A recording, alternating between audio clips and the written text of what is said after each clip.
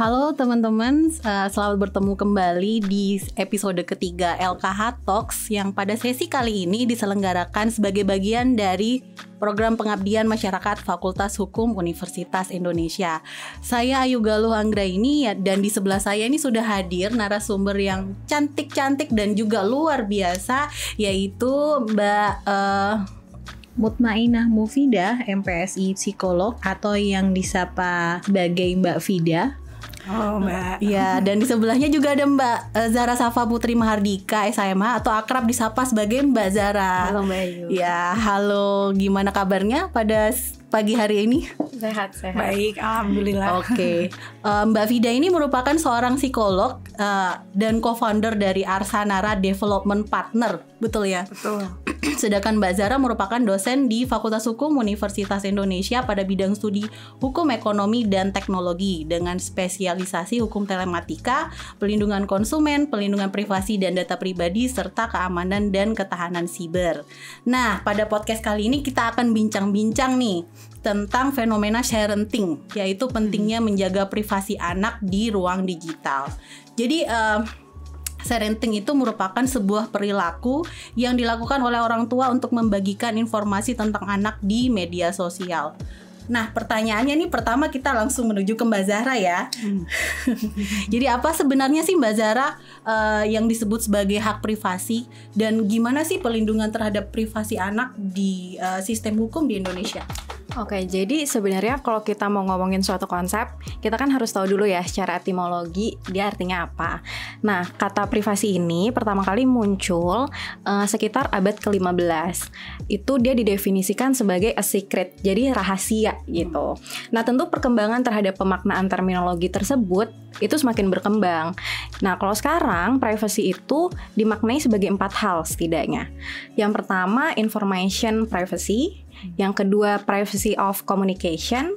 Lalu ada bodily privacy dan juga territorial privacy.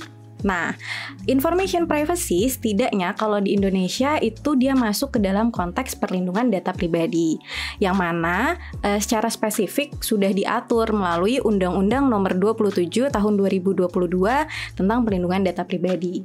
Tapi data pribadi itu pertama kali muncul sebagai hak di tahun 1890 melalui suatu paper yang ditulis oleh Warren and Brandeis, judulnya The Right of Privacy gitu. Secara konstitusional juga data pribadi atau privacy secara keseluruhan diakui kok dalam undang-undang dasar kita. Nah, data pribadi anak tuh apa sih gitu kan? Jadi sebenarnya data pribadi anak itu ya tidak membedakan dengan data pribadi kita sebagai seorang manusia gitu. Karena apa? Karena Undang-Undang PDP tidak memberikan definisi khusus terhadap anak. Jadi yang dikatakan anak itu masih merefer kepada Undang-Undang tentang Perlindungan Anak, yaitu orang yang berada di bawah umur 18 tahun. Jadi itu yang dikategorikan anak. Kalau Undang-Undang PDP itu melihat anak sebagai yang pertama subjek data. Subjek data itu dia sebagai pemilik data. Dan yang kedua, anak sebagai data gitu. Jadi kalau kita nih sebagai orang tua punya anak, nah anak kita tuh data tersendiri yang harus dilindungi. Jadi itu sih secara garis besar konsep privasi, data pribadi anak dan data pribadi secara hukum.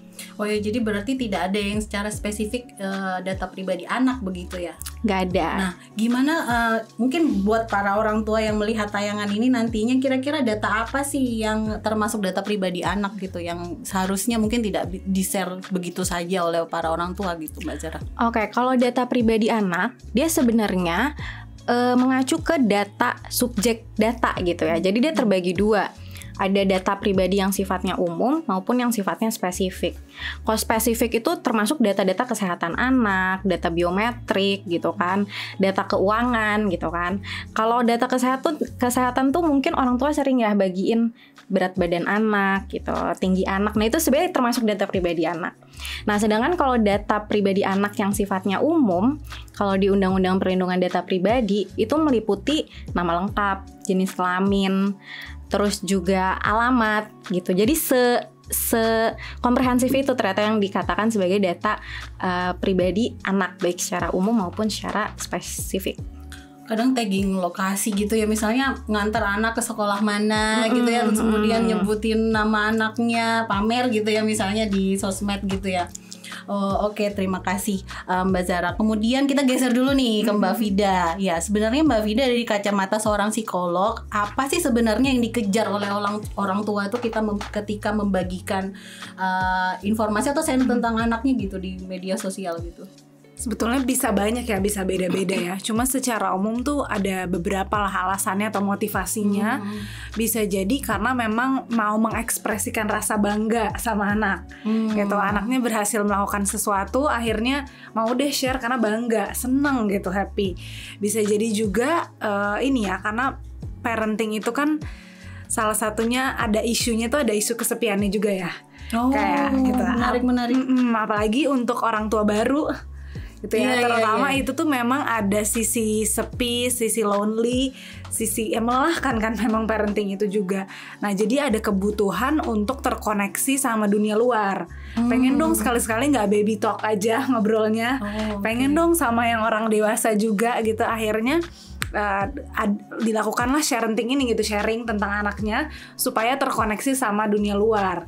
Jadi ada unsur karena sepinya, karena kebutuhan tadi bersosialisasinya, dan itu validasi mungkin juga ya. Betul. Apalagi tadi kan mungkin bangga atau senang sama anaknya gitu diekspresikan, lalu nanti validasinya juga bisa lewat, kalau di sosmed kan bisa di like, bisa di komen, bisa di reaction tertentu. Nah itu jadi makin menambahkan rewardnya gitu. Jadi makin senang, makin happy, makin terdorong untuk posting-posting lagi. Makin banyak yang komen gitu ya, merasa senasib gitu ya. Jadi ada koneksinya terbangun. Tapi bisa juga untuk ini ya, untuk memang dokumentasi aja, mau mendokumentasikan perkembangan anaknya. Atau ada juga yang misalnya dia ahli parenting gitu, punya ilmu-ilmunya, jadi mau sharing langsung untuk edukasi tuh, tujuannya tuh juga ada motivasinya. Jadi memang ya praktek langsung ke anaknya lah, misalnya psikolog anak atau dokter atau emang yang punya ilmunya, jadi buat itu. Cuma memang ada juga yang ini ya, yang sayangnya tuh ada juga yang ikut-ikutan. Jadi karena teman-temannya ngepost, kemudian ikut-ikutan juga ngepost. Iya, akhirnya post juga, terus pengen tahu kan gimana sih, boleh nggak sih? Terus apalagi ya pengen juga dong dapet reactionnya gitu. Jadi ikut-ikutan yang lain ikut ngepost, FOMO gitu ya bahasa anak sekarang. Sampai alasannya juga bisa jadi sesimpel ya, karena kan kita udah sangat era digital ya, jadi udah bagian dari hidup kita. Jadi ya posting aja tanpa tahu ada konsekuensi atau dampak-dampaknya. Jadi ya simply ketidaktahuan itu juga bisa jadi. Nah tadi bicara soal dampak ya, tadi Mbak Vida nyinggung. Nah gimana sih dampaknya bagi psikologis anak sendiri dan juga hubungan antara orang tua dan anaknya dengan parenting? Iya, ini mungkin yang perlu diperhatikan dulu gitu sebelum kita posting sesuatu tentang anak, perlu dipertimbangkan. Satu sisi memang mungkin kalau tadi adalah bentuk ekspresi rasa bangga dan anaknya mungkin paham gitu ya, akhirnya ya senang juga. Oh ya, orang tua saya bangga ya sama saya gitu ya. Kalau udah ngerti kan, tergantung usianya juga. Atau bisa jadi juga bahan diskusi sama anak, bahan seru-seruan bareng, itu bisa. Cuma dampak negatifnya nih juga perlu kita melek sama-sama gitu, kita lihat.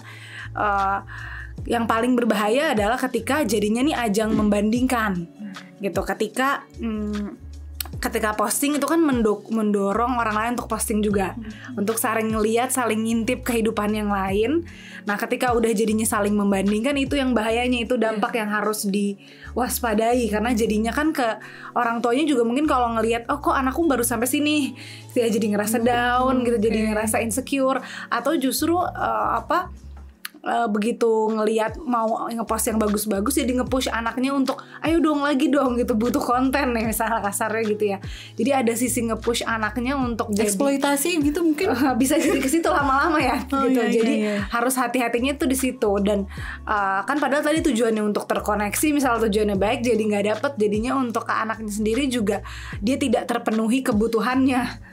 Karena ada kebutuhan kan, kebutuhan untuk harusnya kan berkembang sesuai dengan masing-masing anak ya, beda-beda ya. Beda-beda ya. Karena tadi saling membandingkan, saling kompetisi jadinya ya di-push, padahal yang dibutuhkan anak mungkin bukan itu. Itu yang perlu harus dihati-hati, yang dijaga gitu. Sama ini ya, kan tadi kita bicara hubungan orang tua anak juga. kita kan perlu kita sebagai orang tua kan bertanggung jawab gitu ya, melindungi anak dan perlu mengawasi setiap tumbuh kembangnya gitu. Nah, saya tuh mengibaratkan kalau ada sosial media itu kayak ada orang ketiganya gitu, Mbak. Oh, jadi kita anak lalu ada sosial media sosial ini media. ya? Jadi kebayangan kalau mengamati sesuatu tuh ada orang ketiganya tuh beda efeknya. Gitu. Jadi quality time-nya tuh beda banget akhirnya jadinya. Nah, jadi kita khawatirnya dampak yang perlu diperhatikan jangan sampai jadi tidak melihat gitu ya, mengobservasi tumbuh kembang anak dengan baik. Karena kita perlu hadir secara fisik dan juga emosional untuk anak. Dan susah hadir secara penuh kalau ada si orang ketiganya, yaitu si sosmed ini kan. Gitu sih Mbak, mungkin dampak-dampak yang perlu dipertimbangkan dulu ya. Nah ini baru menarik sekali nih sebenarnya. Tapi kita geser dulu nih ke Mbak Zara ya. Jadi tadi Mbak Zara, kalau Mbak Vida tadi membahas tentang dampak parenting terhadap anak dari aspek psikologisnya, gimana ke anak dan juga hubungan antara orang tua dan anak. Nah, gimana sih resiko hukum apa yang mungkin dihadapi oleh orang tua yang oversharing seperti itu tentang privasi anaknya di media digital? Oke, kalau dari segi hukum sebenarnya dengan orang tua oversharing gitu kan, jadi dia share data anak, lokasi sekolah, bahkan mungkin rumah gitu, itu mungkin sekali ada yang namanya profiling. Jadi profiling itu pihak lain, kalau tadi Mbak Vida ngomongnya mungkin media sosialnya sebagai orang ketiga. Nah ini ada orang ketiga lainnya selain media sosial. Jadi bisa jadi platformnya, bisa jadi emang murni orang jahat, atau orang yang kepo aja gitu kan. Karena ada pola-polanya yang selalu di-share, jadi ketahuan nih anak sekolah di mana, berangkatnya tiap jam berapa gitu. Nah itu dijadikan, ya mungkin satu bisa dijadikan sebagai marketing bagi platform misal. Tapi di sisi lain juga bisa dijadikan sebagai niat jahat, orang jahat gitu ya. Mungkin berniat untuk ya melakukan hal yang tidak baik lah kepada anaknya gitu. Seperti itu ya. Ya itu bisa gitu. Jadi kalau secara hukum sih risikonya tadi ya profiling. Tapi sebenarnya juga yang menarik, orang tua ini kan kalau dalam konteks data pribadi anak, mereka itu juga berlaku sebagai wali kan terhadap perlindungan si hak-hak anaknya ini gitu. Jadi di balik risiko hukum yang ada, orang tua juga memiliki tanggung jawab hukum untuk melindungi data pribadi anak itu gitu. Tanggung jawab hukumnya tuh bisa dalam hal misal ada orang nih yang menyalahgunakan datanya. Nah itu orang tua diperkenankan untuk misal menggugat baik secara pidana, perdata gitu kan kepada orang yang menyalahgunakan hal tersebut gitu. Oke, menarik. Nah, tapi kadang kan sering kali nih ya orang tua itu nggak sadar ya apa resiko hukumnya ketika dia membagikan, apa dampaknya nanti untuk anak baik dari segi hukum maupun psikologi. Nah, kita ke Mbak Vida lagi nih. Kira-kira apa yang harus diperhatikan dan dilakukan oleh orang tua ketika membagikan informasi tentang anaknya di media sosial ataupun di mana saja deh Mbak. Jadi karena bisa sharingnya bisa kemana-mana. Iya betul. Oversharingnya itu bisa yang jadi digarisbawahi kan overnya ini ya. Iya overnya. Ya supaya nggak jadi over, memang perlu pertama-tama berpikir dulu gitu ya, pause dulu nih sebelum mau posting atau mau sharing. Kita pikirkan dulu tujuannya untuk apa, lalu siapa audiensnya gitu. Apakah tadi seperti yang Mbak Zara bilang ada orang-orang lain yang kalau ngelihat ini mungkin berniat jadi aneh-aneh nggak nih gitu ya, jadi mengeksploitasi atau menggunakan untuk hal-hal yang tidak merugikan atau tidak kita inginkan gitu. Jadi perlu dilihat itu dulu, tujuannya tuh penting. Lalu tadi yang saya bilang, perhatikan juga audiensnya ini siapa yang akan melihat. Gitu. Okay. Apakah tadi hanya di close friends kalau levelnya mungkin tadi sosial media. Close friend pun bisa langsung di capture dibagi-bagikan juga sebenarnya kan ya. Jadi kita harus memilih audiensnya gitu yang melihat ini itu siapa gitu kira-kira.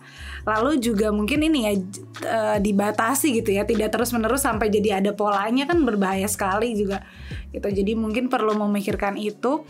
Dan kalau anaknya memang sudah mengerti, sudah bisa diajak diskusi, memang perlu minta izin dulu sih gitu sama anaknya, meskipun di bawah 18 tahun ya. Tetap perlu ada diskusi-diskusi sama anaknya, terbuka. Justru ini jadi wadah atau ajang diskusi terkait sosial medianya kan penting.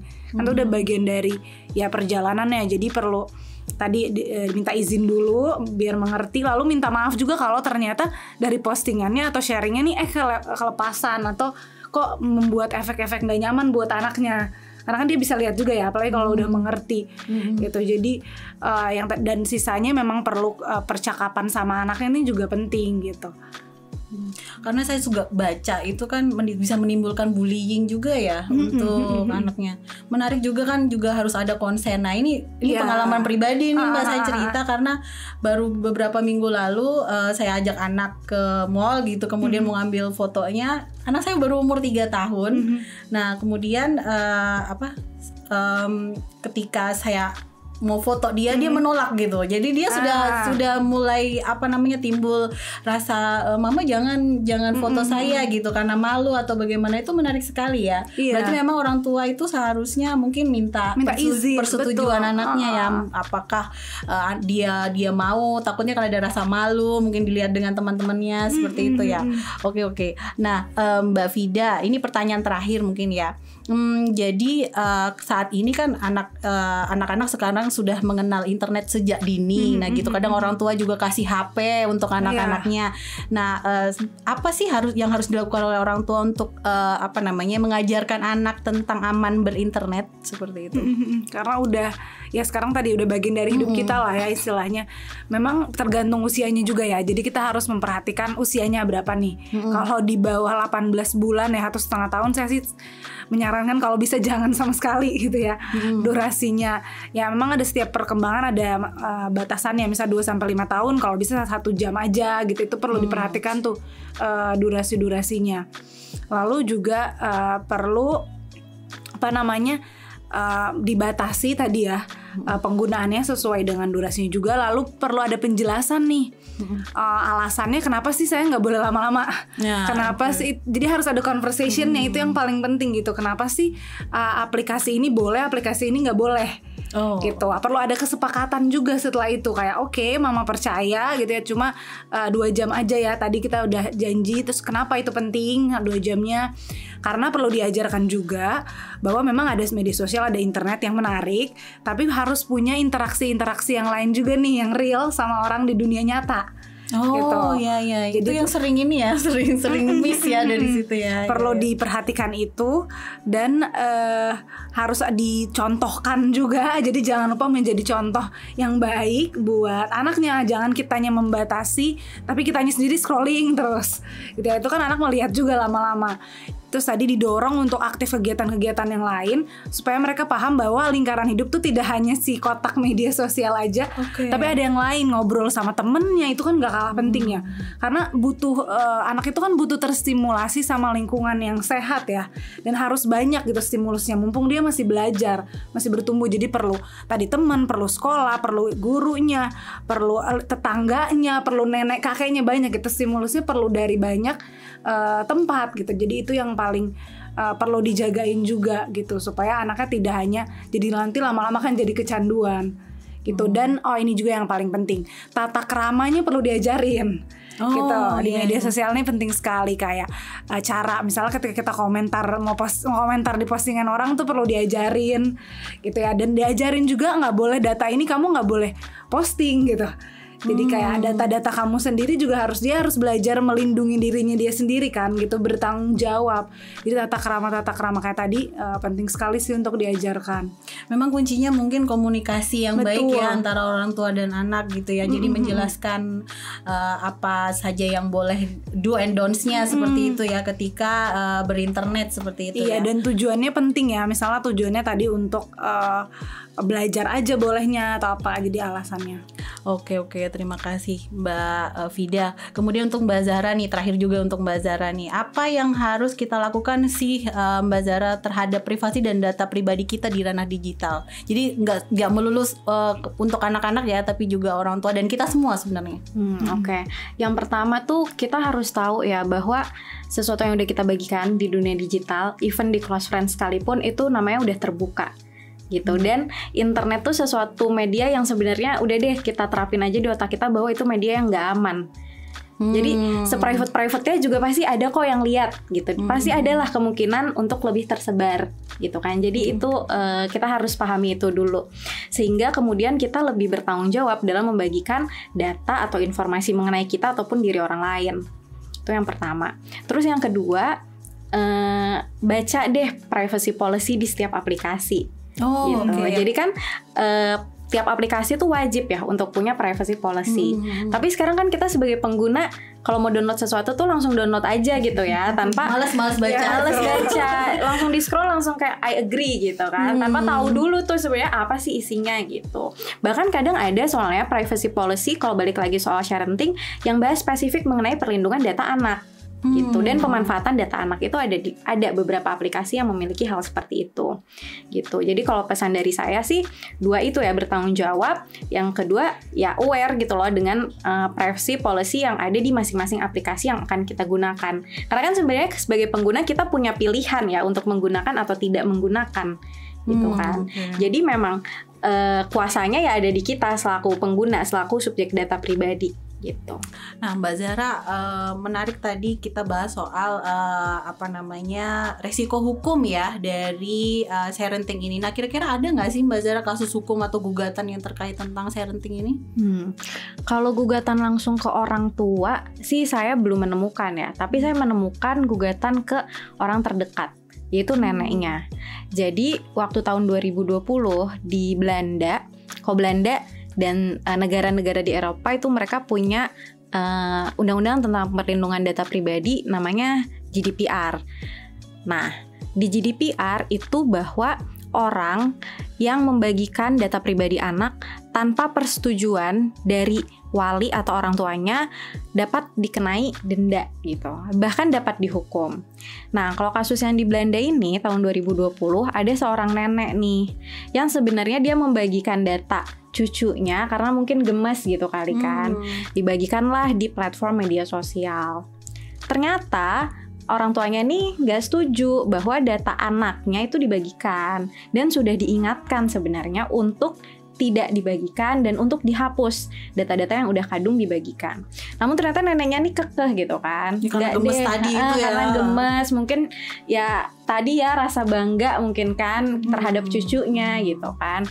Akhirnya sama orang tuanya digugat ke pengadilan tindakan neneknya ini, dan ternyata pengadilan menjatuhkan hukuman denda kepada neneknya untuk menghapus si informasi anak tersebut gitu. Jadi hukumannya dua, yang satu menghapus data atau informasi terkait anak, yang kedua kena denda administratif, dan itu dendanya berlipat. Jadi setiap hari dia menunda penghapusan, dendanya akan naik gitu. Nah, di Undang-Undang Perlindungan Data Pribadi Indonesia juga dimungkinkan itu terjadi gitu. Ada ancaman pidananya. Tapi karena ini akan berlaku 2 tahun lagi sejak 2022, berarti 2024 belum ada kasus yang masuk nih kalau dengan dasar Undang-Undang Perlindungan Data Pribadi Indonesia. Tapi sudah ada kejadiannya ya di sudah Belanda ada kejadiannya. Ya.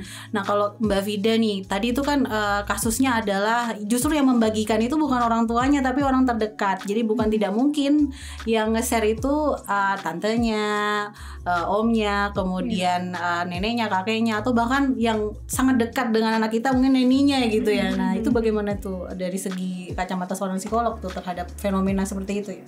Ya, memang komunikasi tuh jadi penting ya, mengkomunikasikan, karena mengasuh anak itu butuh satu kampung gitu istilahnya kan ya. Jadi rame-rame semua perlu berperan gitu, apalagi nih generasi selanjutnya, jadi yang tanggung jawab memang banyak gitu. Jadi dikomunikasikan kenapa tadi nggak boleh, kenapa penting untuk menjaga. Apalagi mungkin tadi kalau kasusnya nenek mungkin di awal nggak tahu ya kalau bisa sampai ada pidananya, sampai dia hukumnya gitu. Jadi itu perlu dikasih tahu, dan mungkin efek-efeknya ya bagi anak-anak kan sama-sama sebenarnya dasarnya, kalau tadi dasarnya adalah kasih sayang, ya semua harus mau untuk kebaikan si anaknya. Dan dicari tahu juga sih kalau tadi kasusnya kenapa nih sering sharingnya tuh mau buat apa tujuannya. Kalau tadi misal tadi bener-bener rasa bangga atau ya rasa lucu aja, gemes gitu. Nah, kita perlu mewadahi juga jalur lain gitu untuk memuaskan rasa bangganya nih, ekspresinya yang lain. Kita harus kasih tahu caranya gimana, cara mengekspresikan rasa bangganya lagi, atau cara mau terkoneksi sama anaknya ada cara lain. Jadi jangan hanya dilarang, tapi diwadahi cara-cara yang lain, misalnya jadi boleh sering jenguk gitu, sering main bareng gitu, atau kita sering datengin neneknya, jadi nggak perlu ngelihat di foto terus gitu misalnya. Jadi kita perlu wadahi juga kebutuhannya tuh apa, jadi tidak tersalurkan niat, jadi tidak ke sharing-sharing ini. Dan peran mungkin sekaligus mengingatkan gitu ya, peran yang lain tidak hanya nenek tadi kasusnya ya, tapi yang lain tuh memang harus saling mengingatkan gitu. Jadi mungkin si tantenya lupa ya, tantenya yang satu lagi yang ngingetin gitu, iya jangan gitu. Atau kita siap neninya tadi diawasinya, mungkin pas lagi datang ke rumah ada tantenya lagi datang, ya udah diingatkan. Jadi mengingatkan, komunikasi, dan diwadahi di tempat yang lain kebutuhannya. Oh, jadi mungkin juga ini ya, apa perlu misalnya orang tua itu harus mengkomunikasikan kepada orang-orang terdekat ini bagaimana sih melindungi anaknya seperti itu. Betul, diedukasi dan dikomunikasikan alasannya kenapa penting, dan efeknya juga bagi masing-masing yang terlibatnya ya, bagi anaknya, bagi orang tuanya sendiri, bagi orang yang mempostingnya atau ya terlibat di situ. Itu supaya paham, karena ini memang edukasi sama-sama ya, melindungi anak itu. Ya kadang miss ya, karena kita pikir ya orang tua aja yang bertanggung jawab, ternyata orang-orang di sekitarnya juga turut bertanggung jawab nih terhadap data anak ya. Jadi teman-teman di rumah mungkin bisa memperhatikan bahwa ternyata sudah ada kasusnya, dan juga harusnya kita bisa melindungi bareng-bareng ya, bekerja sama untuk melindungi data anak. Oke, baik. Terima kasih seluruh sekali nih pembahasan pada sesi kali ini. Tapi waktu jualah yang harus memisahkan kita nih, Mbak Vida dan Mbak Zara. Terima kasih atas kehadirannya di podcast kita kali ini. Semoga apa yang sudah dibahas di sini dan kita sharing bersama di sini bermanfaat bagi teman-teman yang menonton tayangan ini semua. Sampai jumpa di podcast kami selanjutnya. Tetap sehat, tetap semangat.